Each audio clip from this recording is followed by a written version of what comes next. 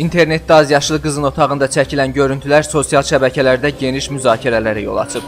Azijnazın verdiyi xəbərə görə azyaşlı qızın arxasında olan oyuncaq anidən hərəkət etməyə başlayır.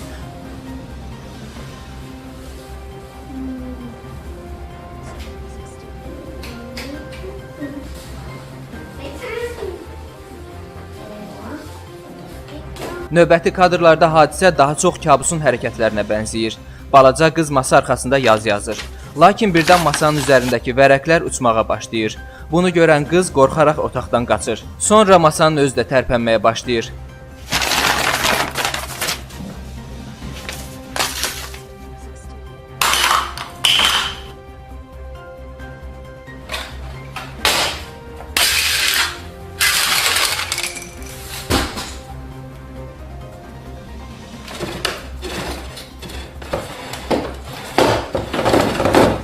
Ev sahibləri belə halların dəfələrlə baş verdiyini deyib.